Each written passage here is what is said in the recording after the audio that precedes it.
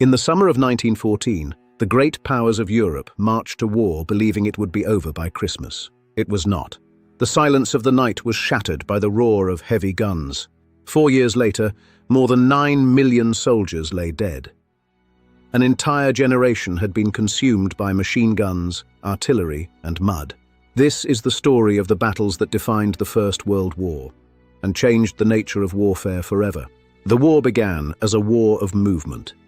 Germany's Schlieffen Plan called for a rapid sweep through neutral Belgium, aiming to knock France out of the war in 6 weeks before turning east against Russia. At the Battle of Mons on August 23rd, a small British expeditionary force met the advancing German army head-on. Vastly outnumbered, the British riflemen fired so rapidly that German commanders believed they were facing machine guns. It bought precious time, but the retreat continued. By early September, German forces stood within 30 miles of Paris. The French government had already fled to Bordeaux. Then came the Marne. French General Joseph Joffre, reinforced by troops rushed from Paris, some famously transported by requisitioned taxicabs, launched a counter-offensive along the Marne River.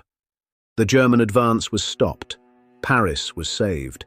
But the cost of stopping it was a stalemate. Both sides began to dig in. The trenches that would define the war had begun to appear. By the end of 1914, a continuous line of trenches stretched over 400 miles. The war of movement was over. The war of attrition had begun. While the Western Front froze into stalemate, the East saw dramatic, sweeping battles. At Tannenberg, German commanders Paul von Hindenburg and Erich Ludendorff encircled and annihilated an entire Russian army. Nearly 92,000 Russian soldiers were captured in a single devastating battle, one of the most complete victories of the war, and one that launched Hindenburg's legend. The Eastern Front would remain a war of movement throughout the conflict. But it was the grinding stalemate in the West that would come to define the war in the public imagination. In February 1916, German Chief of Staff Erich von Falkenhayn devised a chilling strategy. He would attack the French fortress city of Verdun, not necessarily to capture it, but to force France to defend it at any cost. His goal was not territory, it was to bleed France white. For 10 months, German and French forces fought over a few square miles of shattered ground. Fort Douaumont changed hands multiple times. French soldiers rotated through the battle in a system known as the Noria, a constant churn designed to spread the suffering and the resolve across the entire French army. By the time the battle ended in December 1916, roughly 700,000 men were dead, wounded, or missing. Verdun captured almost no ground of strategic value. It became, instead, a symbol of endurance, of sacrifice, and of the sheer scale of industrial slaughter this war had unleashed. The French rallying cry became simple and absolute. Ils ne passeront pas. They shall not pass.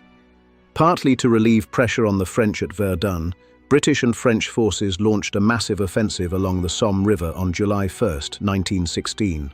British commanders believed a week-long artillery bombardment had destroyed the German defences. It had not.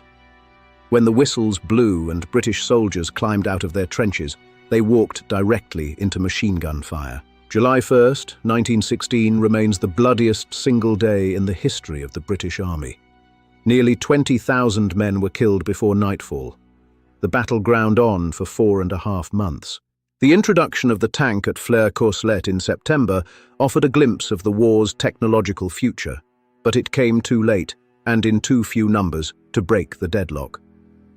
By November, the Allies had advanced roughly 6 miles. The combined casualties of the Somme exceeded 1 million men.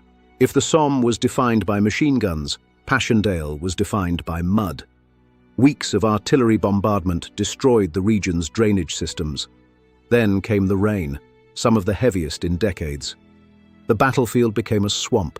Soldiers, horses, and even tanks disappeared into the mire. Men drowned in shell craters they could not climb out of. After more than 3 months of fighting, Canadian forces finally captured the village of Passchendaele in November 1917 for a gain of about 5 miles, at a cost of roughly 500,000 casualties. By late 1917, new tactics were emerging. At Cambrai, British forces used massed tanks, nearly 400 of them, without the usual days-long bombardment, achieving a stunning early breakthrough. With Russia knocked out of the war by revolution, Germany transferred 1 million men west and gambled everything on one final offensive. Using new stormtrooper infiltration tactics, German forces broke the stalemate. But the gamble exhausted Germany's reserves. American troops were now arriving in France by the hundreds of thousands. Allied forces began to push back. Beginning at the Battle of Amiens in August 1918, Allied forces launched a coordinated series of offensives that finally broke the German army. It was the Black Day of the German army. The German lines collapsed. On November 11, 1918 at 11 a.m., the guns finally fell silent. A world in ruins began to count the cost. The battles of the First World War were fought over ground measured in yards and paid for in hundreds of thousands of lives. Mons, the Marne, Tannenberg, Verdun, the Somme, Passchendaele, Amiens. Each name became a wound in the memory of a generation. The war did not just redraw the map of Europe, it redefined what war itself could mean: industrial, mechanized, and utterly merciless. They marched believing it would be over by Christmas. It took 4 years, and it changed the world forever, lest we forget.